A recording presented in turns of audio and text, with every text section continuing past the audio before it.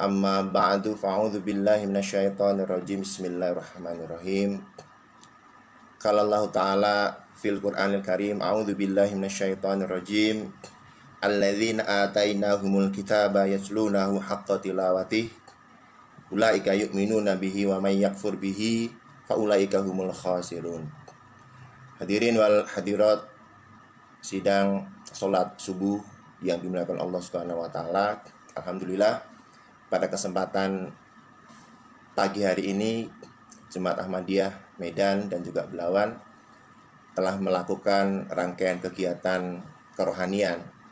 Dimulai dari pukul 4 tadi ya, kita masing-masing dengan keluarga di rumah melaksanakan sholat tahajud berjamaah dengan keluarga kita tercinta di rumah. Kemudian dilanjutkan dengan sholat subuh berjamaah di rumah kita masing-masing.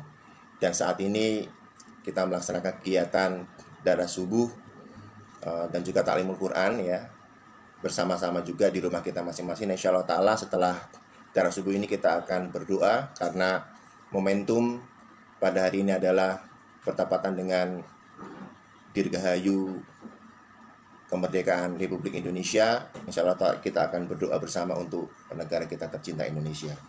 Pada kesempatan darah subuh kali ini saya ingin membahas satu tema ya, yang mana hal ini juga pernah dibahas oleh Imam kita yang tercinta Hadrat Amirul Mukminin Khalifatul Masih Al-Khamis Aidallahu Ta'ala bin Hasil Aziz, mengenai bagaimana cara Rasulullah Shallallahu Alaihi Wasallam membaca Al-Quran.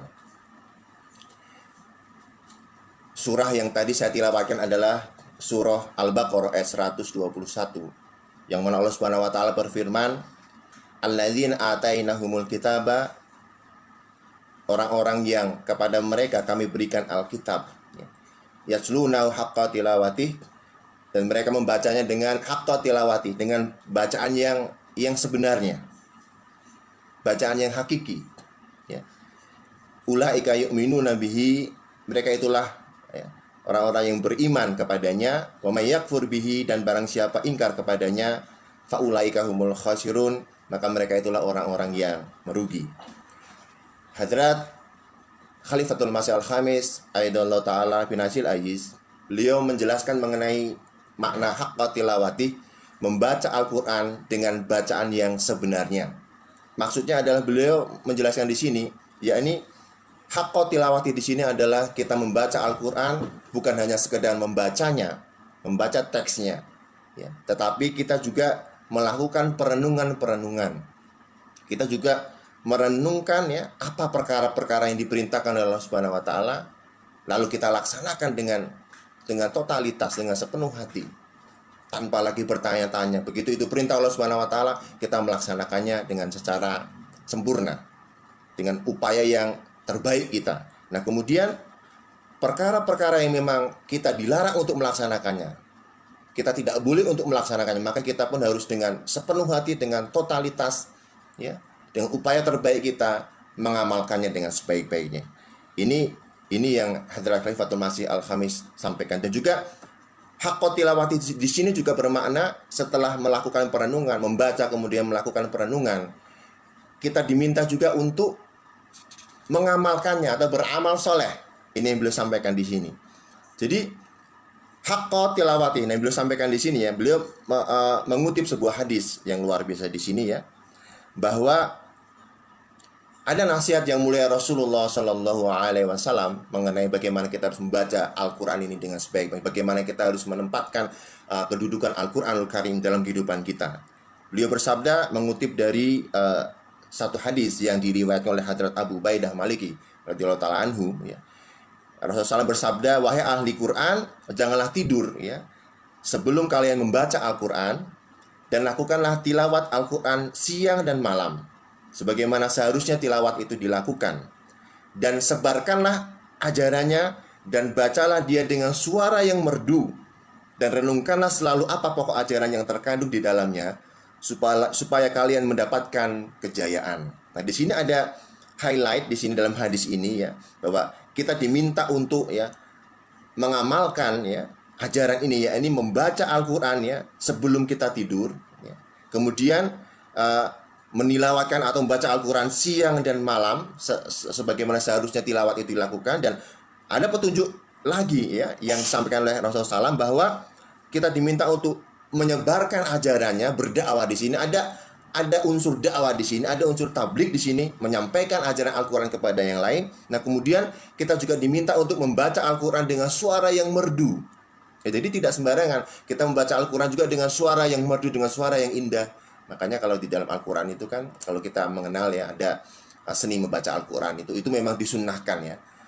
Kemudian renungkanlah selalu apa pokok ajaran yang terkandung di dalamnya supaya kalian mendapatkan kemenangan atau kejayaan. Ini juga merupakan petunjuk langsung dari Rasulullah SAW bagaimana seharusnya Al-Quran itu dibaca oleh kita. Nah, kemudian Hadrat Khalifatul Masih Al-Khamis Sayyidullah Ta'ala bin Nasir Ayyiz dalam satu kesempatan ya, dalam penjelasan khutbah beliau tersebut, beliau juga menyampaikan bagaimana kita harus membaca Al-Quran dengan haqqa tilawati, dengan bacaan yang sebenarnya. Di sini beliau menyampaikan bahwa di dalam sebuah hadis ya yang diriwayatkan oleh Hadrat Sahal bin Ma'as radhiyallahu ta'ala anhu ya, yang meriwayatkan dari ayahanda beliau, Rasulullah SAW pernah bersabda, orang yang membaca Al-Quran ya dan mengamalkan dari apa yang dibacanya, membaca dan mengamalkan ya apa yang dibacanya, maka pada hari kiamat katanya akan dipakaikan dua buah mahkota di atas kepala ibu dan bapaknya. Dan dari mahkota-mahkota itu akan memantulkan cahaya yang terang benderang, lebih terang daripada cahaya matahari yang menyinari rumah-rumah mereka itu di dunia. Nah, jadi Huzur menjelaskan ya bahwa apabila katanya di sini sampaikannya orang yang katanya membaca Al-Qur'an ya dan mengamalkan apa yang dibacanya tersebut, kemudian Allah Ta'ala akan menganugerahkan dua mahkota yang berkilauan cahayanya kepada orang tua orang yang membacanya itu. Ya, artinya di sini ada kewajiban bagi orang tua ya untuk mengajarkan, memberikan taklim kepada anak-anaknya, kepada keturunannya mengenai Al-Quran ini. Ya. Karena ketika seorang anak itu ya menjadi anak yang betul-betul dapat mengamalkan, membaca Al-Quran dan haqqa tilawati ini, maka kedua orang tuanya di hari kiamat nanti akan mendapatkan anugerah dua mahkota yang berkilauan cahayanya. Ya. Jadi di sini juga terkandung makna bagaimana kewajiban orang tua untuk memberikan taklim kepada anak-anaknya, kepada keturunannya ya. Ya kalau dimulai dari yang paling sederhana mengajarkan alif ba ta ya. Kalau mengajarkan alif ba ta itu kan tidak perlu harus dibawa ke guru ngaji. Orang tua di rumah bisa memberikan tarbiyat yang sangat simpel itu, ayahandanya, ibunya, ibundanya bisa memberikan tarbiyat itu dengan intens di rumah dengan anak-anak. Jadi mulai anak-anak itu usia 2 tahun, 3 tahun itu sudah bisa diajarkan alif ba ta ya. Itu merupakan kewajiban orang tua sebetulnya untuk langsung memberikan tarbiyat taklim mengenai Al-Qur'an itu kepada keturunannya, kepada anak-anaknya. Ini sangat sangat penting sekali ya, karena ternyata luar biasa anugerah Allah Ta'ala ini kepada orang tua yang mengajarkan Al-Quran kepada anak-anaknya ini ya, akan dianugerahkan dua buah mahkota yang berkilauan, yang terang benderang di yaumul akhir nanti ya. Jadi apabila orang yang tadi membaca Al-Quran dengan haqqa tilawati tadi, orang tuanya mendapatkan anugerah mahkota ya, dua mahkota yang berkilauan itu, lalu bagaimana dengan orang yang betul-betul membacanya sendiri? Artinya ya orang tuanya mendapatkan anugerah yang luar biasa, anaknya pun akan mendapatkan anugerah yang luar biasa dari Allah Subhanahu wa Ta'ala. Ini luar biasa sekali. Kemudian Hadrat Khalifatul Masih Al-Khamis Huzur mengutip juga sebuah hadis ya.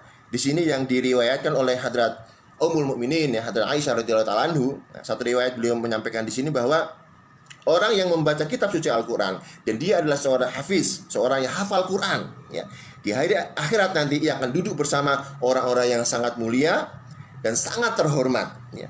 Dan orang yang membaca Quran dengan semangat dan patuh taat terhadap ajaran-ajarannya, maka untuknya disediakan ganjaran 2 kali lipat.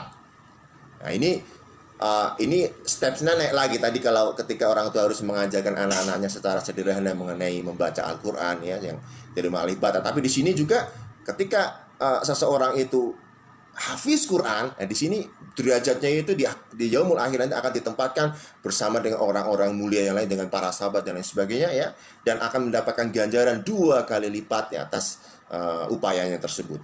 Nah, kemudian di sini ya, saya teringat juga ya bahwa bagaimana Hadrat Aisyah radhiyallahu ta'ala anha ditanya ya oleh sahabat bagaimana akhlak Rasulullah SAW. Hadrat Aisyah menjawab ya, karena khuluqul Quran, akhlak baginda yang mulia Rasulullah SAW adalah Al-Qur'anul Karim. Artinya ya tadi ya, Rasulullah SAW tersebut ya, Rasulullah SAW mengajarkan ya untuk bukan hanya sekedar membaca Al-Quran tetapi juga mengamalkannya, mengimplementasikannya dalam kehidupan sehari-hari sehingga Al-Quran itu menjadi akhlak, menjadi terlihat ya dalam pengamalan sehari-hari baginda yang mulia Rasulullah. Nah, ini seharusnya juga kita melaksanakan hal ini. Nah, kemudian di sini bagaimana cara Rasulullah membaca Al-Quran? Hadrat Khalifatul Masih Al-Khamis juga mengutip sebuah hadis ya, yang mana hadis ini ya, diriwayatkan oleh Hadrat Qatadah radhiyallahu taala anhu ya. Jadi beliau bertanya kepada Anas radhiyallahu taala anhu tentang bagaimana caranya Rasulullah membaca Al-Quran. Nah, Hadrat Anas menjawab bahwa Rasulullah itu selalu membaca Al-Quran dengan perlahan-lahan, tidak terburu-buru ya, sambil berhenti, kemudian merenungkan maksud ayat tersebut. Kemudian beliau teruskan lagi membacanya, lalu berhenti sekejap sambil merenungkan isinya dan demikian seterusnya. Ya, ini juga bagaimana teknik Rasulullah SAW membaca Al-Quran. Beliau membacanya dengan perlahan-lahan, kemudian beliau berhenti merenungkannya, membacanya lagi, berhenti merenungkannya. Yang demikian juga ini juga salah satu yang perlu kita juga ikuti ya, bagaimana sunnah Rasulullah SAW membaca Al-Quran ini. Nah, kemudian di sini sebuah hadis juga dikutip oleh Huzur ya, dalam bagaimana Rasulullah membaca Al-Quran. Hadis ini diriwayatkan oleh Hadrat Abdullah bin Umar radhiyallahu ta'ala anhu. Katanya Rasulullah bersabda kepada saya ya, bacalah selalu Al-Quran sampai selesai setiap bulan 1 kali. Jadi ada perintah kepada kita untuk berupaya membaca Al-Quran hingga khatam 1 bulan sekali ya, sebagaimana ini juga biasa kita, saya pikir kita semua juga biasa melaksanakan hal ini ketika masuk bulan suci Ramadan. Kita berupaya untuk bagaimana dalam 1 bulan ini minimal menghatamkan Al-Quran. Nah, ini juga merupakan sunnah yang mulia Rasulullah. Nah, kemudian beliau menyampaikan di sini ya, lalu saya berkata kepada beliau, wahai Rasulullah, saya mempunyai kemampuan membaca lebih cepat dari itu. Atas jawaban itu beliau menyuruh saya untuk menamatkannya dalam waktu 1 minggu. Dan beliau mencegah menamatkan Al-Quran lebih cepat daripada itu atau kurang dari 1 minggu ya. Jadi di sini ada pesan yang luar biasa bahwa kalau kita menghatamkan Al-Quran sekali dalam 1 bulan, artinya itu bacaan itu tidak terlalu terburu-buru, dan kita juga bisa mengamalkan atau mempraktekkan membaca Al-Quran dengan perenungan tadi. Tetapi kalau tadi sahabat minta izin, bagaimana kalau saya membaca lebih cepat dari itu, lalu Rasulullah memberikan limit waktu bahwa tidak boleh menghatamkan Al-Quran ya, misalnya 2 atau 3 hari, tidak boleh, minimal 1 minggu itu bisa dihatamkan. Itu pun artinya supaya tidak tadi ya hanya membaca dengan cepat tapi tidak ada perenungan, tidak membaca terjemah dan tafsirnya ya. Ini yang perlu kita kaji bersama. Oleh karena itu pesan yang ingin saya sampaikan pada kesempatan daras subuh kali ini adalah hendaknya kita membaca Al-Quran ya dengan tadi haqqa tilawati. Kuncinya di sana, membaca Al-Quran dengan pembacaan yang sebenar-benarnya sesuai dengan tadi petunjuk dari Yang Mulia Rasulullah SAW. Yang pertama apa? Membaca Al-Quran tadi ya dengan bacaan yang tadi, yang pelan-pelan ya, tidak tergesa-gesa. Kemudian ada perenungan di sana. Setelah membaca dengan pelan-pelan, tidak terlalu cepat ya. Kemudian ada perenungan di sana. Setelah membaca, merenungkan, kemudian ada perintah juga dari Yang Mulia Rasulullah untuk mengamalkannya. Apa yang diperintahkan oleh Allah Ta'ala untuk dikerjakan, kita kerjakan. Apa yang diperintahkan Rasulullah untuk dilarang, kita cegah diri kita untuk melakukannya. Jadi supaya kita tergolong orang-orang yang tadi ya membaca Al-Quran dengan haqqa tilawati, sehingga berkat dari membaca Al-Quran ya tadi, berkat-berkat yang luar biasa tadi sudah disampaikan dalam hadis ya, itu dapat kita raih sehingga kita membaca Al-Quran dengan dalam kategori haqqa tilawati, membaca Al-Quran dengan pembacaan yang sebenar-benarnya, membaca atau pembacaan yang hakiki. Saya pikir untuk daras subuh pada kesempatan hari ini ya saya cukupkan. Insya Allah setelah acara ini kita akan doa bersama, kita mendoakan untuk negeri kita tercinta Indonesia karena bertepatan dengan hari ulang tahun kemerdekaan negara kita Indonesia. Alhamdulillah. Assalamualaikum warahmatullahi wabarakatuh. Baik, kita langsung saja. Mengapa jemaat bukan hanya di Medan ya, jemaat di berbagai daerah di Indonesia menginisiasi berbagai kegiatan berkenaan dengan merayakan kemerdekaan Indonesia ini. Ada yang malam hari, ada yang pagi ini, dan lain sebagainya. Karena kita memiliki prinsip, kita memiliki pandangan dan keyakinan ya bahwa hubbul watan minal iman, ya, mencintai negeri kita adalah bagian dari iman. Ini yang diajarkan di dalam Islam.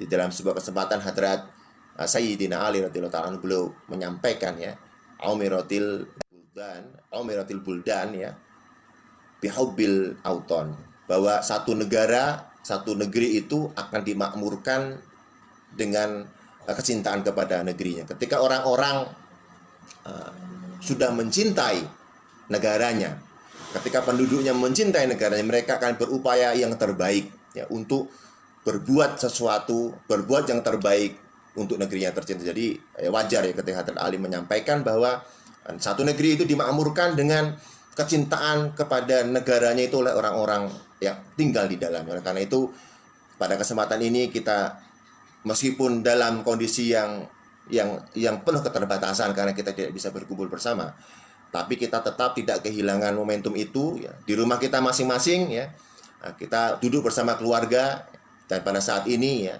momen yang sangat-sangat berharga pada kesempatan ini, kita pun tidak mau ketinggalan untuk bersama-sama sebagai warga Ahmadi yang mencintai negaranya, yang mencintai negara Indonesia yang tercinta ini, ingin juga bersama-sama secara khusus mendoakan negara kita tercinta, supaya negara kita tercinta ini selalu dalam keadaan aman, damai, gemah ripah loh jinawi, dalam keadaan tentram ya, dalam keadaan di mana perdamaian itu tetap terjaga. Dan yang terpenting lagi, kita berdoa semoga Allah Subhanahu wa taala segera mengangkat wabah penyakit atau pandemi COVID-19 ini dari negeri kita tercinta khususnya, dan dari seluruh dunia pada umumnya. Kita berdoa. Jadi pada kesempatan yang sangat baik ini, momentum yang sangat baik ini ya, dalam merayakan kemerdekaan Republik Indonesia ini, kita warga Ahmadi ya, melakukan perayaan ini bukan sekedar perayaan secara ya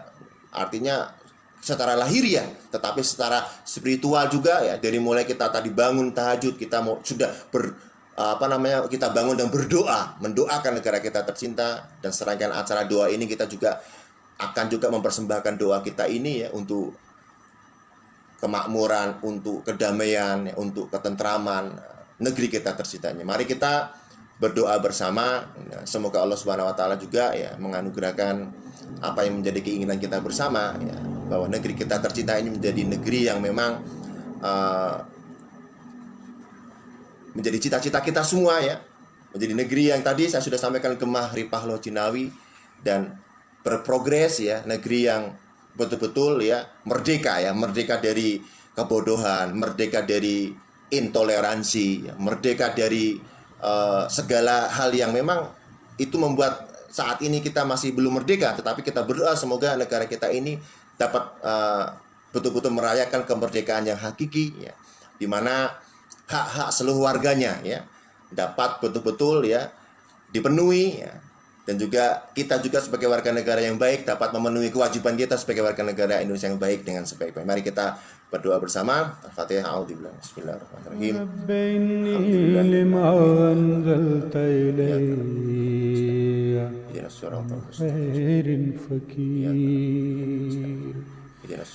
إني لما أنزلت إلي من خير فقير رب إني لما أنزلت إلي من خير فقير رب إني لما أنزلت إلي من خير فقير एक बरगद की छाँव के नीचे एक मुसाफिर पड़ा था गम से चूर कैसे कुछ अर्ज़े मुद्दुआ करता अपनी हाजात कभी था न शऊर